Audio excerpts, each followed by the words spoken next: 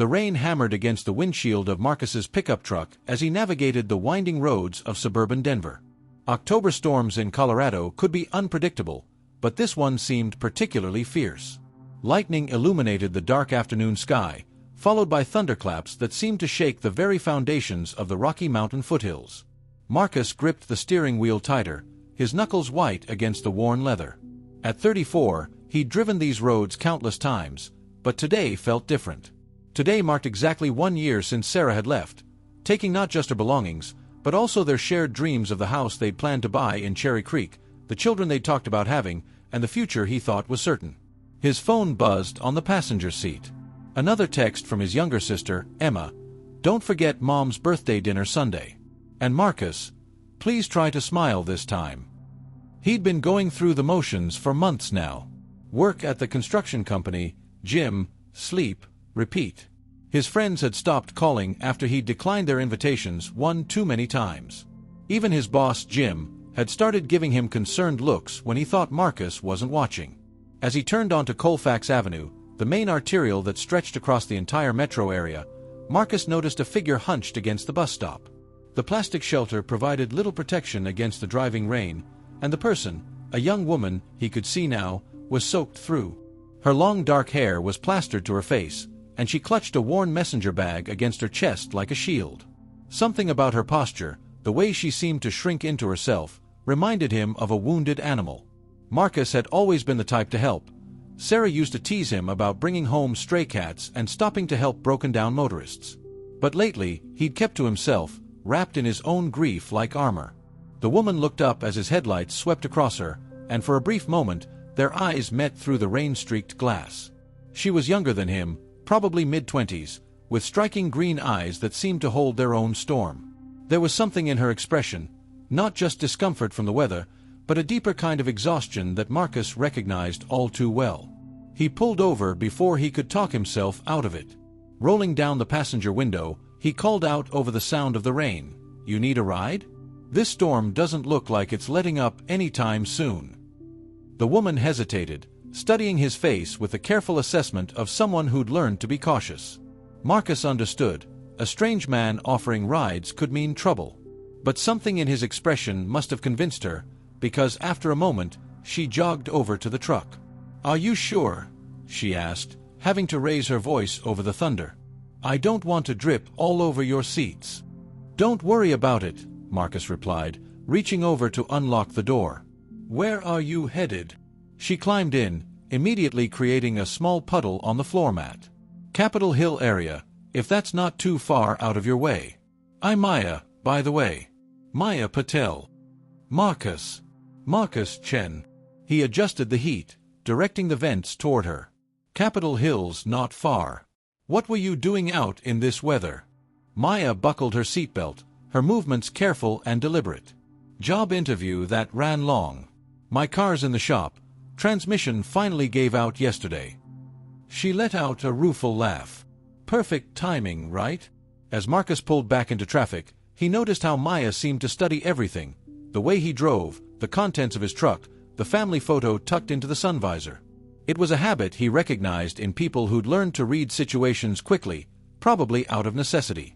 "What kind of job?" he asked, more to fill the comfortable silence than out of curiosity. "Social work. There's a community center in 5 Points that helps at-risk teens. It's not exactly high-paying, but..." She trailed off, then seemed to make a decision to continue. "It's important work." Marcus glanced at her in the rear-view mirror's reflection.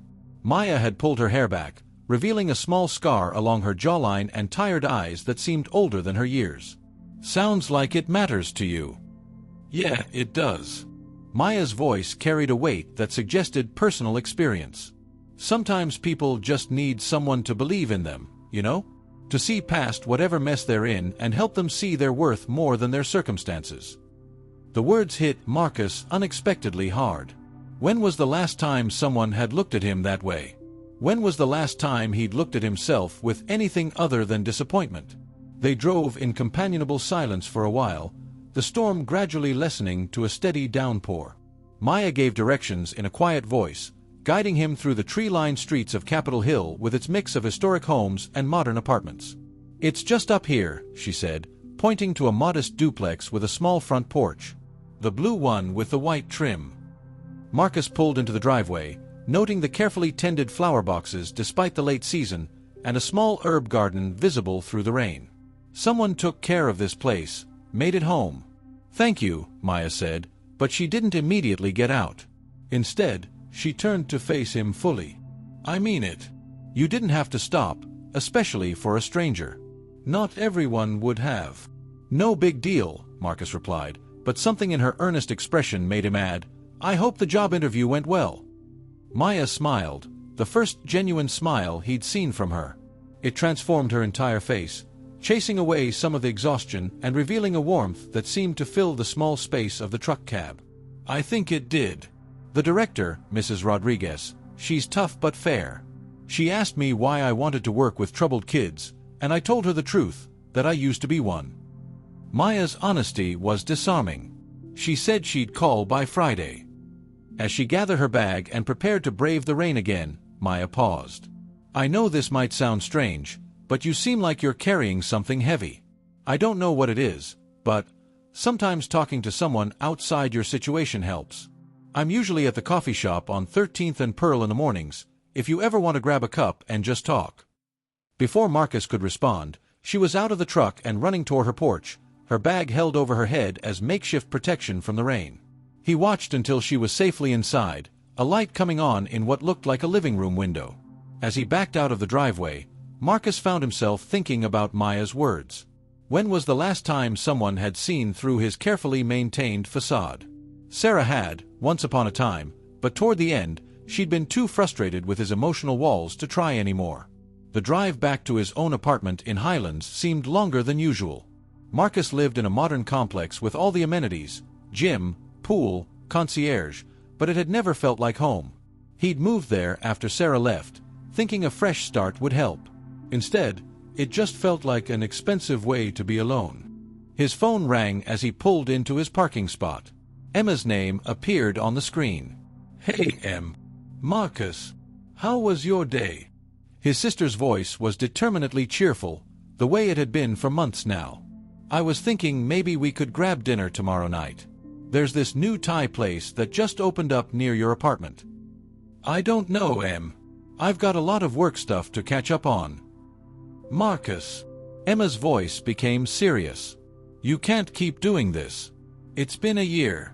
Sarah's moved on, she's engaged, did you know that? Mom saw it on Facebook." The words hit like a physical blow. Marcus closed his eyes, leaning back against the headrest. Of course Sarah had moved on. She was beautiful, successful, outgoing, everything he apparently wasn't, at least not enough to keep her. "I'm fine," he said automatically. "No, you're not. And that's okay, but you can't keep isolating yourself. You used to be the guy who brought people together, who helped everyone.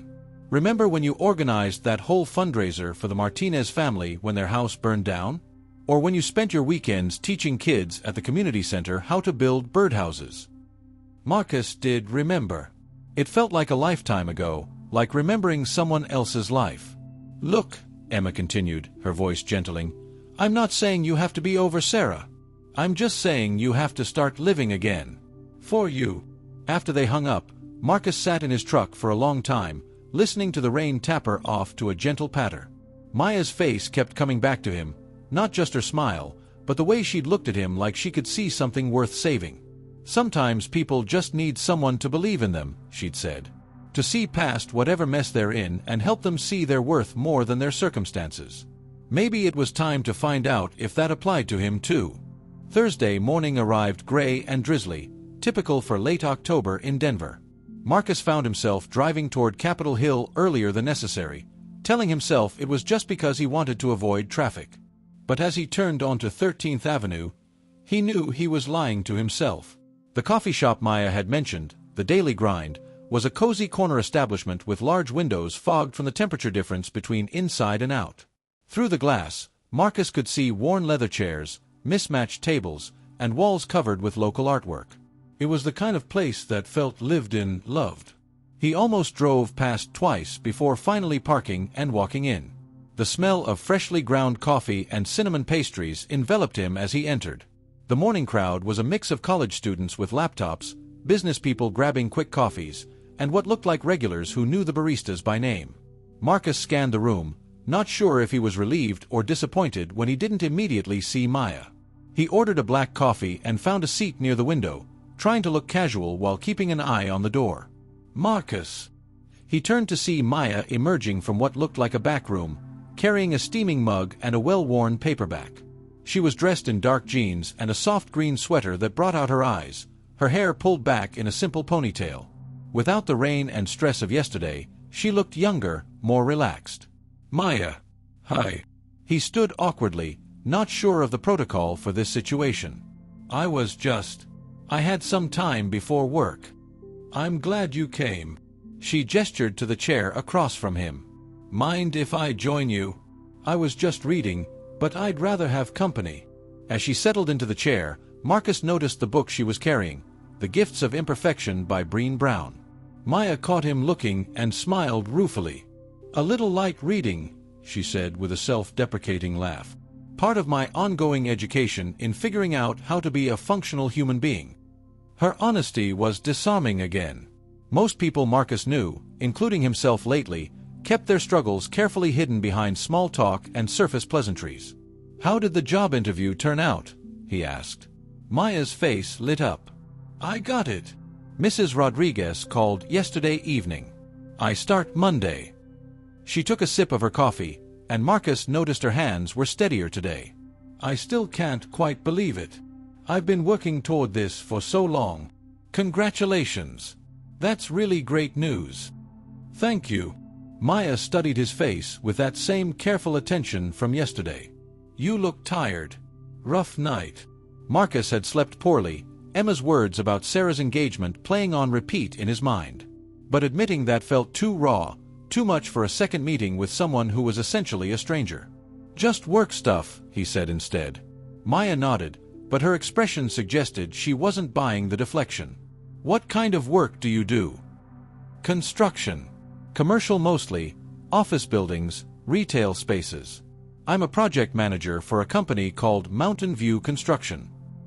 "Do you like it?" The question was simple, but it caught Marcus off guard.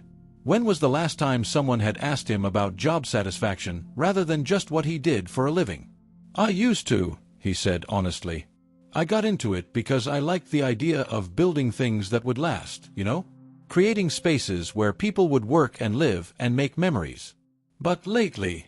He trailed off. "Lately it feels like just going through the motions?" Maya suggested gently. Marcus looked at her sharply. "How did you?" "Because I've been there." Maya wrapped her hands around her mug, using it as an anchor. "After my mom died 3 years ago, I spent about 18 months just existing.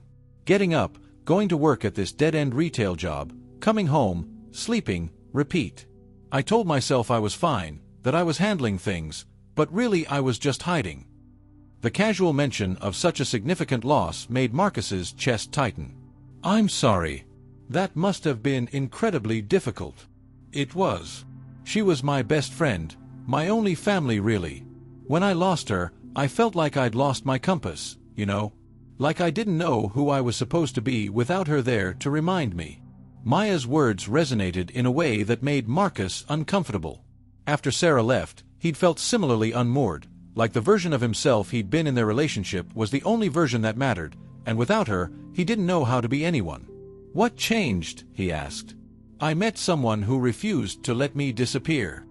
Maya smiled at the memory. "My mom's friend, Elena. She showed up at my apartment one day and basically dragged me out for coffee. She kept showing up, even when I was terrible company. Eventually, she convinced me to start volunteering at a youth center, and that's when I realized I wanted to do more than just exist." A comfortable silence settled between them. Outside, the morning rain had stopped, and weak sunlight was trying to break through the clouds. "Can I ask you something?" Maya said eventually. Marcus nodded, though part of him wanted to deflect again. "Yesterday, when you picked me up, you had this look like you understood what it felt like to be caught in a storm. Not just the weather kind." Marcus felt his chest tighten again. Maya's perceptiveness was both comforting and terrifying. "My girlfriend left last year," he said finally. "Well, my fiancée, actually. We were together for 4 years, engaged for 1. She said I'd become emotionally unavailable, that I'd stopped fighting for us." He laughed bitterly. The thing is, she wasn't wrong. What happened? Marcus found himself telling Maya about the gradual erosion of his relationship with Sarah.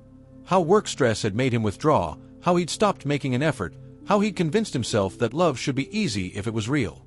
"She tried to talk to me about it," he admitted. "Multiple times. But I kept thinking she was being dramatic, that she'd get over it. By the time I realized how serious she was, she'd already checked out." Maya listened without judgment, occasionally nodding or asking gentle questions that helped him articulate thoughts he'd been carrying alone for months. "Do you think she was right?" Maya asked. "About you being emotionally unavailable?" Marcus considered the question seriously. "Yeah, I think she was. I mean, I loved her, I still love her, but I got scared. The closer we got to actually getting married, the more terrified I became of screwing it up. So I pulled back, protected myself, and ended up creating the exact thing I was afraid of." "That's pretty human," Maya said softly. "Scary, but human. It doesn't make it right." "No, but it makes it understandable. And fixable, if you want it to be." Marcus looked at her questioningly. "I mean, you can't fix things with Sarah, that ship has sailed. But you can fix the part of you that was scared. You can learn to show up differently in your own life." The idea was both hopeful and overwhelming. Marcus had been stuck in his pattern of self-protection for so long that he wasn't sure he remembered how to be any other way. "How?" he asked. Maya smiled. "One conversation at a time. One genuine connection at a time. One choice to be vulnerable instead of safe." She glanced at her watch and made a small sound of surprise. "I have to run. I've got a meeting with my new supervisor in an hour." "But Marcus..." He looked up. "Thank you for sharing that with me. It takes courage to be honest about our mistakes." After Maya left, Marcus sat in the coffee shop for another 30 minutes, staring out the window and thinking about their conversation. For the first time in months, he felt something other than numbness, not happiness exactly, but a kind of tentative hope. His phone buzzed. A text from Emma. "Thai food tonight? Please say yes. I promise not to give you unsolicited life advice. Much." Instead of his usual deflection, Marcus found himself typing back, "Sure. 7 p.m. Emma's response was immediate. "Really?" "Yes. See you at 7. And Marcus, "I'm proud of you." Marcus wasn't sure what he'd done to earn her pride, but for the first time in a long while, he felt like maybe he was moving in the right direction. That evening, as he got ready to meet Emma, Marcus caught sight of himself in the bathroom mirror. He looked the same, brown hair that needed a cut, dark eyes, the small scar on his chin from a childhood accident. But something in his expression was different. Less guarded, maybe. More present. He thought about Maya's words, one choice to be vulnerable instead of safe. Maybe it was time to start making different choices. 3 weeks later, Marcus found himself back at the daily grind, but this time it wasn't an accident. He and Maya had fallen into a comfortable routine of meeting for coffee twice a week, Thursdays and Saturdays, to talk about everything and nothing. Maya had been right about her new job being important work. She'd shared stories about the teenagers she was working with. Kids like 16-year-old Jamal, who was aging out of foster care and trying to finish high school while working 2 part-time jobs, and Sophia, whose parents had kicked her out for being gay and who was living in her car. "The thing that gets me," Maya had said the previous Saturday, "is how much these kids just want someone to see them. Not their problems or their circumstances, but who they actually are underneath all that." Marcus had started looking forward to these conversations more than he cared to admit. Maya had a way of seeing the world that challenged his own perspective without making him feel judged. She listened to his struggles with work and his slow progress in therapy, something he'd finally started after their first coffee shop conversation, with the same attention she gave to everything else. Today, though, Maya seemed distracted. She'd been quiet during the first part of their conversation, stirring her latte absently while Marcus talked about a particularly challenging project at work. "Sorry," she said suddenly, looking up. "I'm not being very good company today. What's going on?" Maya hesitated, then seemed to make a decision. "The community center is in trouble. Funding got cut, and they're talking about closing the after-school program. It's not just about my job, though losing it would be devastating, it's about the kids. Some of them, this program is the only safe place they have." Marcus could see the stress in the tight line of her shoulders, the way she kept tucking her hair behind her ear, a nervous habit he'd noticed over the past few weeks. "How much funding are we talking about?" he asked. "About $50,000 to keep the program running through the school year. Mrs. Rodriguez is applying for grants, but that process takes months, and we need the money now." Marcus found himself thinking about the fundraiser Emma had mentioned, the one he'd organized for the Martinez family after their house fire. He'd forgotten about that version of himself, the one who saw problems and immediately started thinking about solutions. "What if we could raise the money?" he said. Maya looked at him skeptically.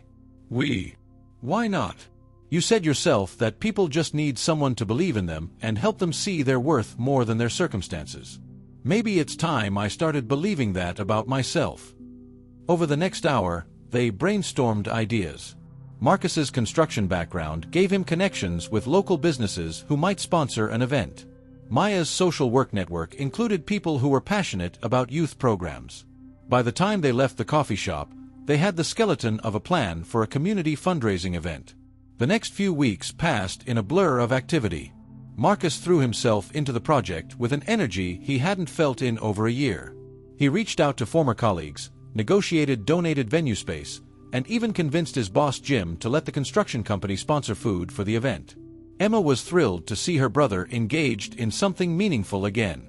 "You know, you sound like yourself for the first time since Sarah left," she told him over dinner one night. "Actually, you sound better than yourself. More, I don't know, purposeful." Marcus knew what she meant. The work felt different than anything he'd done in his professional life. Instead of building structures that would house businesses, he was building something that would help kids build their futures. Maya was proving to be an incredible partner in the effort.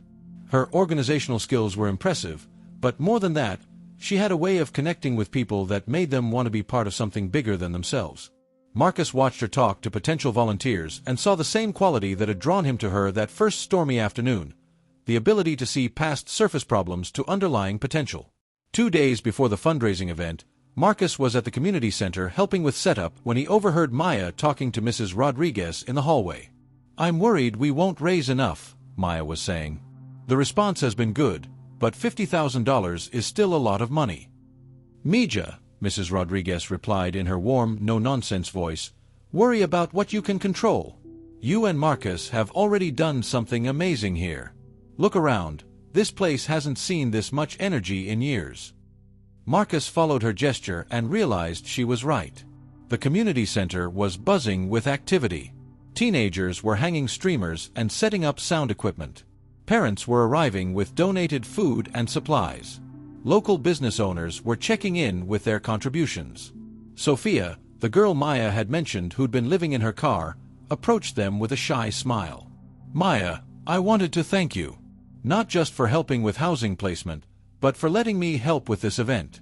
I've never been part of something like this before." After Sophia left, Marcus found himself alone with Maya in the main event room. Tomorrow night, this space would be filled with people who believed in giving kids a chance. Tonight, it was quiet except for the sound of their footsteps on the polished floor. "Are you nervous?" Maya asked. Surprisingly, no. Marcus looked around the room, taking in the decorations they'd hung, the silent auction items displayed on tables, the small stage where local musicians would perform tomorrow. "I keep thinking about something you said that first day in the coffee shop, about how sometimes people just need someone to believe in them." "Yeah. I think I needed someone to believe in me too. I just didn't realize it." Maya turned to face him fully, and Marcus was struck again by the way she really listened, gave her complete attention to whatever was in front of her. "Can I tell you something?" she said. "That day you picked me up in the storm? I was having the worst day I'd had in months. The job interview had gone terribly, at least I thought it had. My car was broken down, I was soaked, and I was starting to wonder if I was kidding myself about being able to help anyone when I couldn't even keep my own life together. Marcus remembered how small she'd looked hunched in that bus shelter, how much like a wounded animal. Then this stranger stopped and offered me a ride, and he was kind without wanting anything in return. It reminded me that there are still good people in the world, that maybe I could be one of them too. The honesty in her voice made Marcus's chest tight with emotion. "Maya, I'm not done." She smiled, but her eyes were serious. "Watching you these past few weeks, seeing you come back to life, it's been like watching someone remember who they really are. And who you really are is pretty amazing." Marcus felt something shift inside his chest, a warmth that had nothing to do with the heated building and everything to do with being truly seen by another person. "I was so focused on what Sarah took when she left," he said quietly. "I never stopped to think about what might be possible if I let someone else in." Maya stepped closer, close enough that Marcus could see the flecks of gold in her green eyes. "Are you letting me in?" Instead of answering with words, Marcus reached up and tucked a strand of hair behind her ear, the same gesture he'd seen her make when she was nervous. But Maya wasn't nervous now. She was steady, present, real. When he kissed her, it was soft and tentative at first, a question rather than a statement. Maya's response was gentle but certain, her hands coming up to rest against his chest where she could probably feel his heart racing. They broke apart slowly, staying close enough to share breath. "I want to do this right," Marcus said. "Whatever this is, I want to show up for it. For you." Maya smiled, the same smile that had transformed her face that first rainy afternoon. "We'll figure it out as we go. Together." The fundraising event the next night exceeded all their expectations. The community center was packed with families, teenagers, local business owners, and community members who believed in giving kids opportunities to thrive. By the end of the evening, they'd raised nearly $70,000, enough to keep the after-school program running and expand services for the next year. Marcus watched Maya give a speech thanking everyone who'd contributed, and he felt something he hadn't experienced in over a year: genuine pride. Not just in what they'd accomplished, but in who he was becoming. Later, as they cleaned up after the event, Emma approached him with a smile that suggested she'd been waiting for the right moment to say something. "So," she said, glancing meaningfully at Maya, who was across the room helping teenagers stack chairs. "She's the one who's been putting that smile back on your face." Marcus followed his sister's gaze. Maya was laughing at something Jamal had said, her whole face lit up with joy. In that moment, she looked exactly like what she was, someone who had chosen to make other people's lives better, even when her own had been difficult. "Yeah," Marcus said. "I think she is." 6 months later, Marcus and Maya were back at the daily grind on a Thursday morning, sharing coffee and planning their next community project. The after-school program was thriving. Marcus had been promoted to senior project manager at work, and they'd started talking about moving in together. But more than any of those external changes, Marcus felt like he'd found his way back to himself, or maybe forward to a better version of himself. Maya had been right that first day. Sometimes people just needed someone to believe in them, to help them see they were worth more than their circumstances. Maya had done that for him. And in the process of learning to be vulnerable instead of safe, Marcus had discovered that the best kind of love wasn't about protecting yourself from loss. It was about choosing to show up fully, even when it was scary. As Maya laughed at something on her phone and reached across the table to share it with him, Marcus realized that storms weren't always destructive. Sometimes they cleared the air and made space for something better to grow. And sometimes, if you were lucky, they brought exactly the person you needed into your life at exactly the right moment.